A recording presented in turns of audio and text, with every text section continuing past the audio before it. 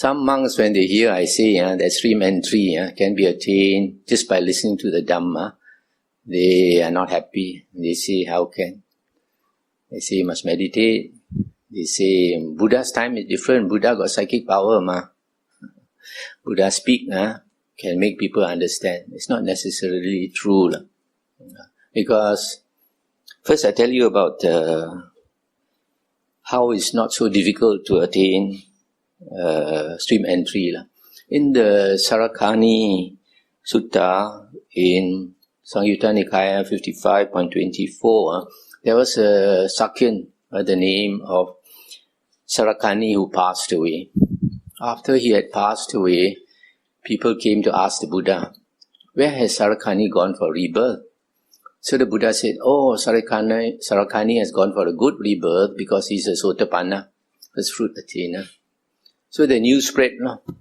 When the news came to some people's ears, they were not happy. They say, this Sarakani, he often drinks liquor.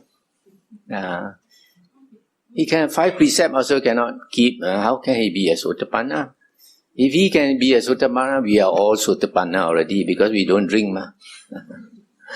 So the news came back to the Buddha, and the Buddha said, why can't Sarakani be a Sotapanna?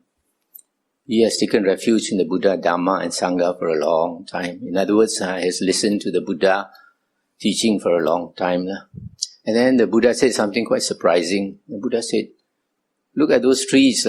Don't talk about Sarakani. Look at those trees. If I were to teach Dhamma to those trees, and they can understand what I say, even the trees can become Sotapanna. Why not Sarakani? So you see, the Buddha emphasized that if the trees can understand his words, understand his Dhamma, they can become Sotapanna. The Buddha did not say, if I taught the trees meditation, they can become Sotapanna. Yeah? So it shows very clearly, it is by listening to the Buddha and understanding his words that you become a Sotapanna. Yeah? So that is the Sarakani Sutta. Another one in the Vinaya books. Devadatta schemed to kill the Buddha. So he asked the Prince Ajatasattu to give him some men to do some work. And the Prince Ajatasattu called quite a number of people and told them, whatever this Bhante wants you to do, you just do it. So Devadatta called the first man and told him, you go to the forest in such and such a place, you can find Samana Gotama. You go and kill him and come back by this road. Then after this man had left, he asked 2 men to wait for this man to come back and kill him and come back by another road. Then he asked 4 to kill the 2, asked 8 to kill the 4, asked 16 to kill the 8, so there's no trace, no evidence linked to him. So the first man went off, went into the forest where the Buddha was, and then he was surprised to see the Buddha sitting there waiting for him. He got a shock. He thought the Buddha must know what he's coming to do. So he threw away his weapons and confessed to the Buddha. He said, I got no intention to kill you, but I have been ordered to do so. So the Buddha said, never mind. You sit down, I will teach you the Dhamma. So the Buddha taught him the Dhamma and he attained stream entry. Then the Buddha said, you don't go back by that road. 2 men are waiting for you. You run away somewhere. Then the 2 men waited and they could not wait anymore. They came looking for him. Similarly, they came to where the Buddha was. And they were also surprised the Buddha was waiting for them. And then similarly, they threw away their weapons and bowed to the Buddha. The Buddha said, sit down, I will teach you the Dhamma. Buddha taught them the Dhamma. They also attained stream entry. 4 came also attained. 8 came also attained. 16 came also attained. You see, such people can attain stream entry. I think it should be better, isn't it? So it's possible for you. So this again very evident. Then there was another time where the Buddha converted 1,000 jatilas, matted hair ascetics. The Buddha initially, when he started to gather disciples, he looked for those people who had attained jhana. So these jatilas, they practiced jhana, even though they had wrong view. But because they practiced jhana, some of them had already attained psychic powers. So when they attained psychic powers, the ego rose. So the Buddha knew it's not easy to teach them. So the Buddha went to stay with them for several weeks and showed psychic powers to them. Over time, then they came to realize the Buddha's psychic powers are much better than them. For example, one morning, the leader, Kassapa, out of respect for the Buddha, he went to invite the Buddha for the breakfast. The Buddha said, "You go first, I'll see you at the dining hall." So he went. When he arrived at the dining hall, he saw the Buddha seated there, waiting for him. And the Buddha was holding a flower and offered it to him. And look at this flower, I had never seen this type of flower before. The Buddha said, "I just went to the Tavatimsa heaven and got this flower for you." He was shocked, so fast. So because of this, over time, all of them had great respect for the Buddha. So when the Buddha knew that the time was ripe, the Buddha told him, "Kassapa, you keep thinking you are an Arahant, but you are not an Arahant." This was like a slap in his face. Nobody dared to challenge him like that. People thought he was an Arahant, and he also believed that he was an Arahant. So he knew the Buddha's meaning. He bowed to the Buddha and asked to be a disciple of the Buddha. So the Buddha accepted him and he shaved off his hair. You know, these method hair ascetics, they keep their hair very long and put in a bundle, like my grandmother used to do, the nonya stuff. So the long hair threw into the river. The hair floated down. His other disciples downstream, when they saw the hair, they got a shock. They thought somebody killed their teacher. They ran and looked for him. Then they found him, bald-headed, and knew that he became a disciple of the Buddha. So they asked him whether it's better, and he said it's better. So all 999 also shaved off their hair and became disciples of the Buddha. After that, the Buddha taught them just one sutta, Adita Pariyaya Sutta, the fire discourse, because they like to pray to fire. A lot of Hindus like to pray to fire, even up to now. And it's what the Tibetans also do. That's why they kung for, make offerings to the fire. So when the Buddhas talk about the fire discourse, basically like the world is on fire. What fire? Fire of greed, hatred and delusion. So slowly as the Buddha explained this discourse, they became enlightened. 1,000, just hearing one discourse only, became enlightened. So you see the power of listening to the true Dhamma. There are many cases like this. So after this, the Buddha brought these 1,000 Arahants to Rajagaha. Because before the Buddha was enlightened, he passed through Rajagaha. King Bimbisara saw him, was very impressed by him, and found out that he also comes from the royal family, the warrior caste. So King Bimbisara asked him to stay in Rajagaha. He would support him all his life. But the Buddha was not looking for offerings. The Buddha was looking for enlightenment. He didn't want somebody to be attached to him. So the Buddha left.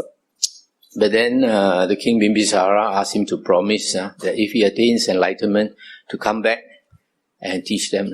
That's why he came back with the 1,000 Arahants. So King Bimbisara was very happy.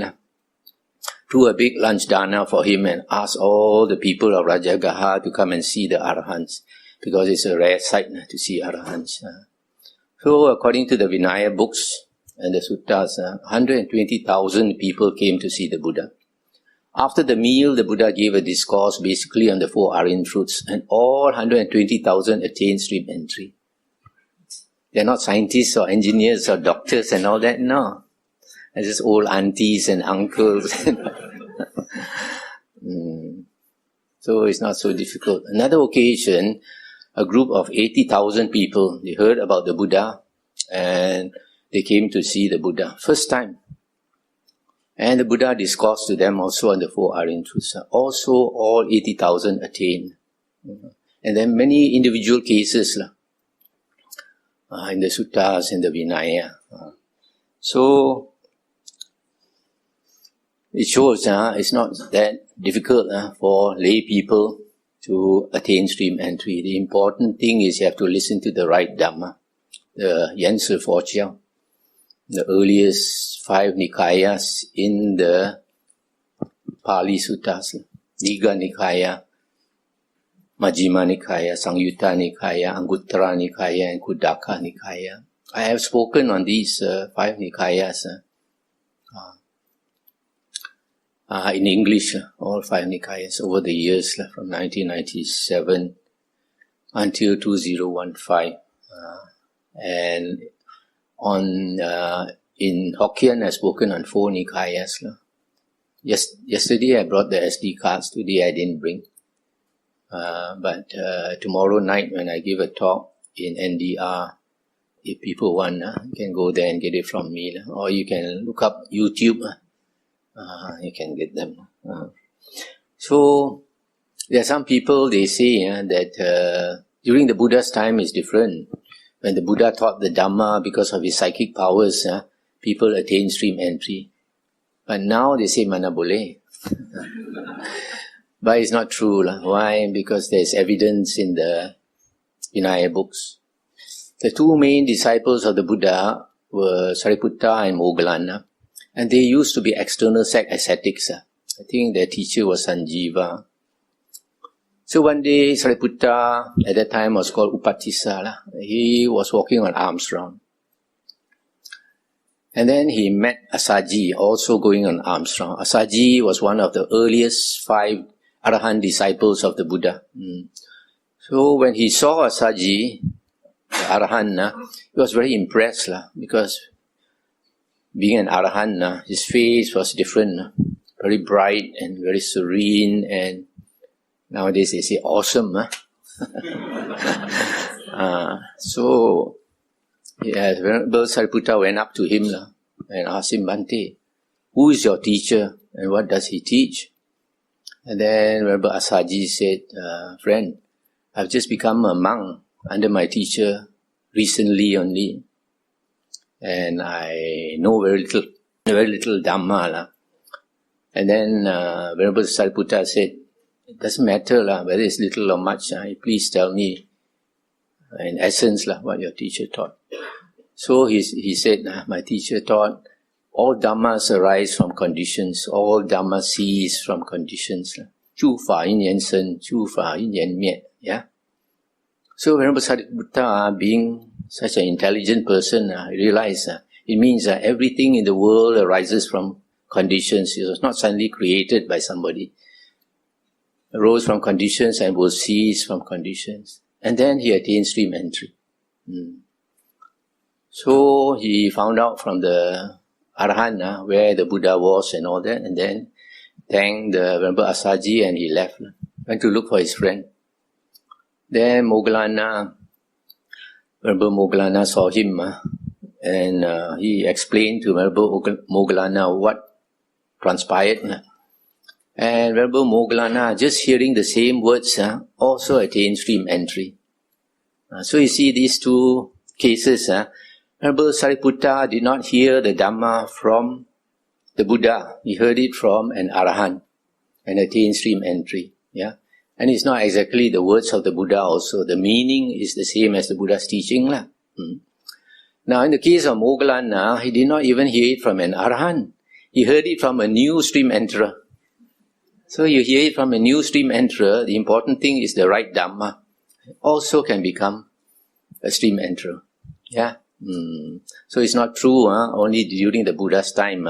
You listen to the Buddha, you can attain. Any time you can attain. As long as you listen to the true Dhamma, the 5 Nikayas. Yeah.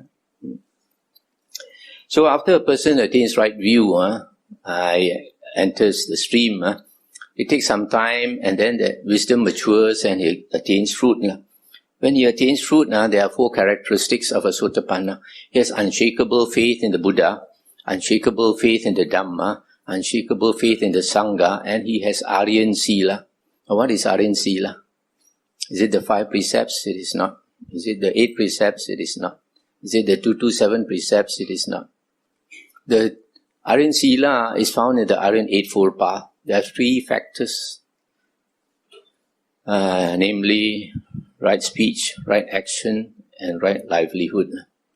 Right speech has 4 precepts. Not to lie, not to engage in divisive speech. That means you hear A talking bad about B, you don't go and tell B, last night A said this and that, causing them to quarrel. The 3rd precept is not to engage in coarse or vulgar speech, foul mouth. The 4th precept is not to engage in idle gossip. And then right action consists of 3 precepts. Not to kill, not to take what is not given. It means not to steal. And then not to engage in sexual misconduct. Right livelihood is covered by these 2. If you have right speech and right action, you will have right livelihood. So you see from these 3 factors, it is only 7 precepts. These 7 precepts is the earliest precepts found in the suttas. But later, one of the monk's disciples got mabuk, chui liao. Because of drinking liquor, he became intoxicated. Then after that, the Buddha made the drinking precept. So if you drink a little bit, not too bad, you can still become like Sarakani or Sotapanna.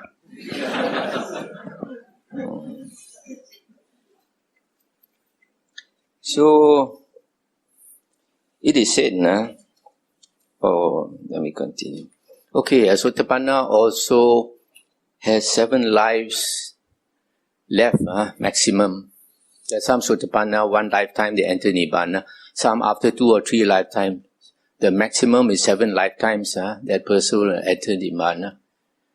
Nibbana is eternal bliss. Nibbana paramang sukhang. The highest bliss is Nibbana. So, 7 lives. So because of that, the Buddha said, once you enter the stream, the suffering that is left is negligible compared to a putujana, an ordinary worldling. An ordinary worldling will go round the cycle of rebirth endlessly. In that long cycle of rebirth, he will fall into the ghost realm countless times, in the animal realm countless times, into hell countless times. Whereas for a Sotapanna, even if he comes back, he will never be reborn in the 3 woeful planes. He will only be reborn as a human and as a Deva or Devi. And when he comes back as a human or Deva or Devi, he has great blessings. He has 4 characteristics called Ayu, Vano, Sukhang, Balang. Ayu is long life, Vano is beauty, Sukhang is happy, always happy. And 4th is Balang. Balang is fame and power. So, it is so good to be an Arya. The Buddha said, even attaining stream entry is better than becoming the king of the whole world. Even better than becoming a Deva or a Devi. Because you are secure already, safe from the 3 woeful realms of rebirth. In the Samyutta Nikaya, Majjhima Nikaya 43, it is said, after a person attains right view, that means you have attained first path or first fruit, 5 conditions are needed. You need to practice 5 other factors before you attain liberation. And what are these 5 factors? 1 is Sila. 1 is Dhammasavana. Sila is precepts. Dhammasavana is listening to the Dhamma. 3rd one is Dhammasakacha, discussion of the Dhamma. And then Samatha. Samatha is meditation to attain the jhanas. Vipassana is contemplation. Contemplation is what you do in everyday life, practicing right effort and right mindfulness. The 6 and 7 factors of the Aryan Eightfold Path. Samatha is the 8th factor. So you see, these 5 factors needed for final liberation. 1 is Sila. Sila you will get as a result of right view. Once you have right view, you will naturally keep your precepts. So, 2nd one is Dhammasavana, listening to the Dhamma. 3rd one is Dhammasakacha, discussion of the Dhamma, and then meditation and contemplation. So you see, even just to attain right view, you need to listen to the Dhamma. And after you attain right view, if you want to be an Arahant, you still have to need to listen to the Dhamma. So you see, the Dhamma is so important. Some people don't realize, they don't want to listen to the suttas. So I think that's all I need to say for now. Invite questions.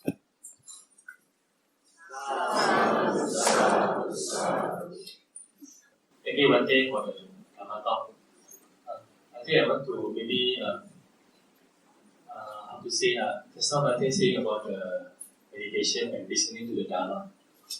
And we do understand that Buddha teaches about Eightfold Path from speech, Sila, Samadhi, and Panya.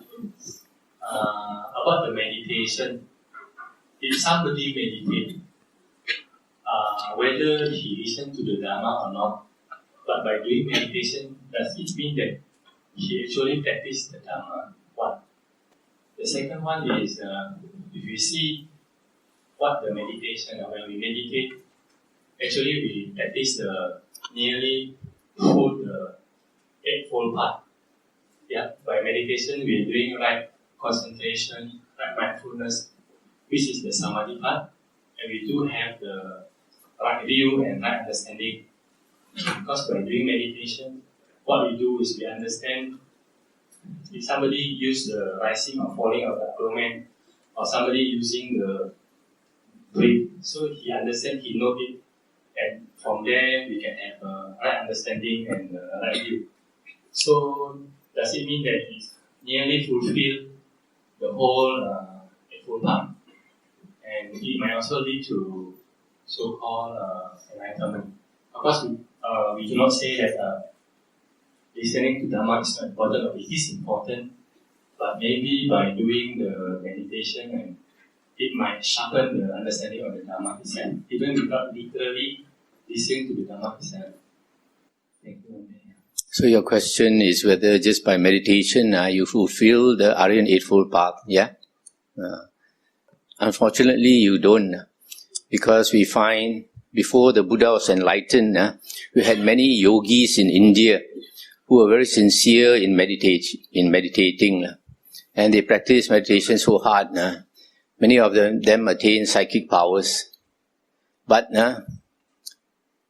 you could not find an Arya at that time. Cannot find a Sotapanna, cannot find a Sakadagamin, Anagamin or Arahant. Just by meditation, you clear your mind, you will become intelligent. But if you don't listen to the true Dhamma of the Buddha, you cannot become an Arya. Now, even listening to the Dhamma, you need to have a clear mind. You need to have a mind that can focus. That's why the two conditions for right view and stream entry is listening to the true Dhamma and focus attention. So if you are a person with a scatterbrained person, you cannot focus your mind, you won't be able to understand the Dhamma. So in the suttas, the Buddha said, let an intelligent man come to me, honest and straightforward. I will teach him the Dhamma. So you got to be intelligent. If you are not intelligent, honest and straightforward, you don't have the blessings enough to become a Sotapanna. That's why the Buddha put right view in the beginning of the Aryan Eightfold Path. He did not put meditation. But meditation, if you practice samatha meditation, it helps to train your mind to focus. If you started off as a scatterbrain, and then you keep meditating, you are able to focus your mind, and then when you listen to the Dhamma, you can understand.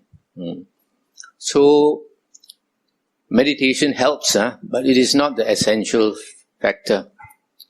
In the Anguttara Nikaya, Sutta 3.86 and also 9.12, it is said, when you practice the Aryan Eightfold Path, you are perfecting three things, Sila, Samadhi and Panya. Moral precepts, concentration and wisdom. And it is said, a Sotapanna and a Sakadagamin has perfect Sila. In other words, the 7 precepts. An Anagamin has perfect Sila and perfect Samadhi. Perfect Samadhi is the 4 jhanas. Yeah. So an Anagamin, to become an Anagamin, the condition is you must have the 4 jhanas. And an Arahant has 3 Sila, Samadhi and Panya, perfect. Sila, Samadhi and Panya. So an Arahant also must have 4 jhanas before he can become an Arahant. Now concerning Sotapanna and Sakadagamin, there are some monks say that to become a Sotapanna, you need the first jhana. But there is a sutta which contradicts this. Okay. This sutta, there's only one sutta that says very clearly that a Sotapanna does not need any jhana. This is Samyutta Nikaya 55.40. I forgot to mention just now. In this sutta, 55.40, the Buddha talked about 2 types of Sotapanna. One is the diligent Sotapanna, one is the negligent Sotapanna. The diligent Sotapanna is after he has become a Sotapanna, he makes further effort to attain jhana. He struggles day and night to attain jhana. That's the diligent Sotapanna. The negligent Sotapanna is after he has attained Sotapanna, he's a bit lazy. He doesn't strive to attain the jhanas. So this sutta shows very clearly that a Sotapanna does not need any jhana. But however, the Sakadagamin, although he does not have perfect samadhi, which is 4 jhanas, he needs at least the first or the second or the third jhana. Because the Sakadagamin has reduced greed, hatred and delusion. Greed, hatred and delusion is part of the 5 hindrances. And the only way to suppress the 5 hindrances is samadhi.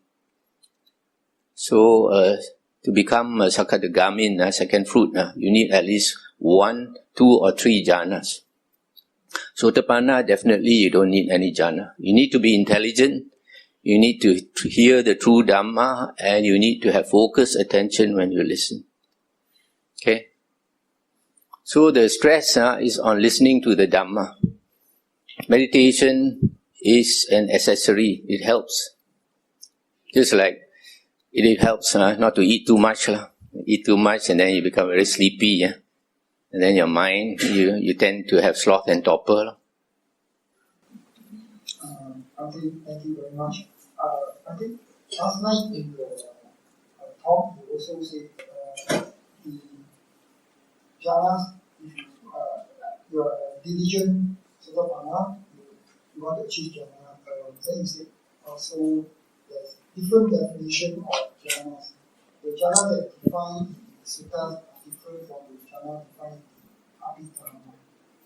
What are the essential differences between the two sets of definitions?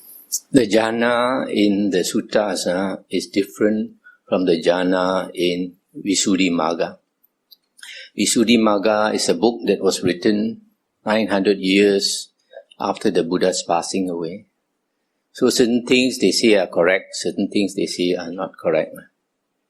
That's why I mentioned last night that the Buddha said in the Digha Nikaya, Sutta 29, that his teachings are perfect and complete. If you think you want to add to his words, you don't see his Dhamma, you don't have right view. If you think you want to subtract from his words, you also don't see his Dhamma, don't have right view. So what the Buddha is implying is that those monks who say more than what the Buddha said by writing later books, in Malay we say cakap banyak, then they don't have right view, they are not Arya. So in the suttas we find Majjhima Nikaya, Sutta 111, where the Buddha talked about Venerable Sariputta attaining the different jhanas. Then the Buddha said that when Venerable Sariputta attains the first jhana, he is extremely mindful. Whatever feelings arise, for example, delight, happiness, he is aware of it. If it still continues, he is aware of it. If it goes away, also he is aware of it.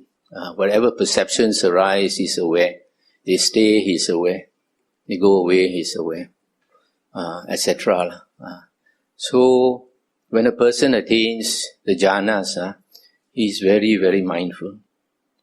Even more so, in the 4th jhana, 3rd and 4th jhana, it is mentioned that the monk is very mindful, especially in the 4th jhana. The Buddha said, when a person attains the 4th jhana, he has perfect purity of sati and upekkha. Perfect purity, parisuddhi, perfect purity of mindfulness. He's so mindful that after he comes out of the fourth jhana, a person with the fourth jhana can remember his past lives. 1 life, 10 lives, 100 lives, 1,000 lives, hundreds and thousands of lives he can remember. His mind is not a blur mind like most of us.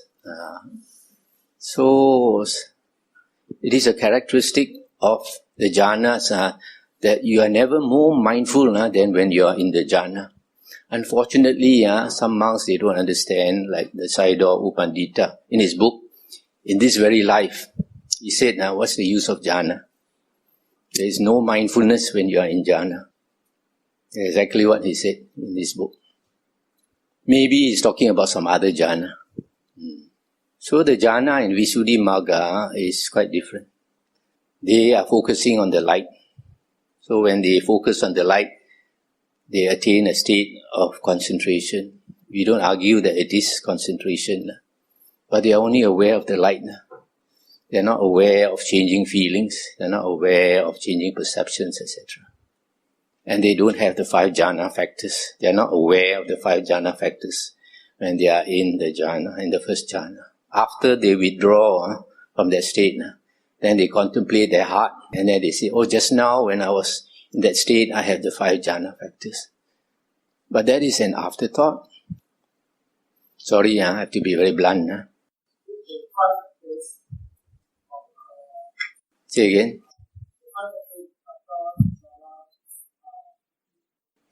Yes.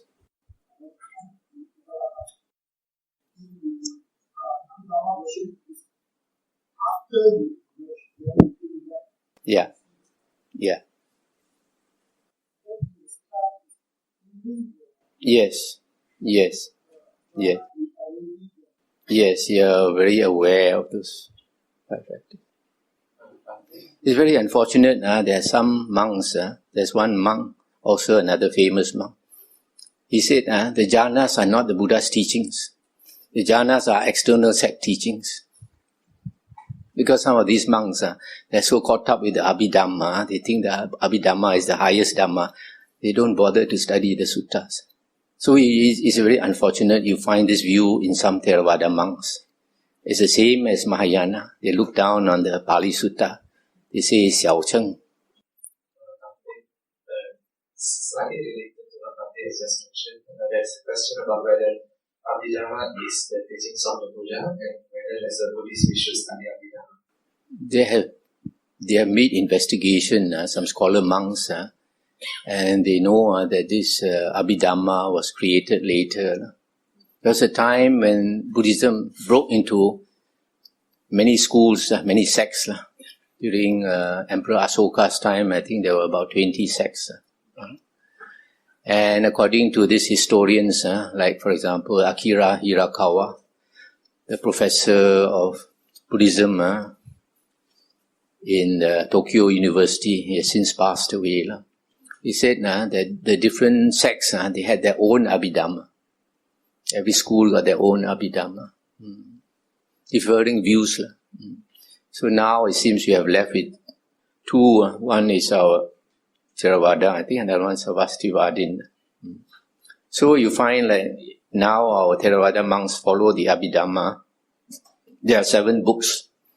Out of these 7 books, the earliest 3, the first 3, they don't contradict the Buddha. They don't say more than what the Buddha said. But the later 3 or 4 books, they added a lot of things. Kalapa, Bhavanga, Javana, Patisandhi Chitta, Chuti Chitta, all these things that the Buddha never spoke. This is one of the characteristics of later writings. They say more than what the Buddha said. They don't realize the Buddha said his teachings are perfect and complete. You don't need to add to his words. You cannot make it more perfect. You cannot make it more complete. In other words also, our Buddha Gautama is the best Buddha you can find. Any other Buddha can only equal our Buddha Gautama. You cannot surpass our Buddha Gautama. Because our Buddha Gautama's teachings in the 5 Nikayas are complete, perfect,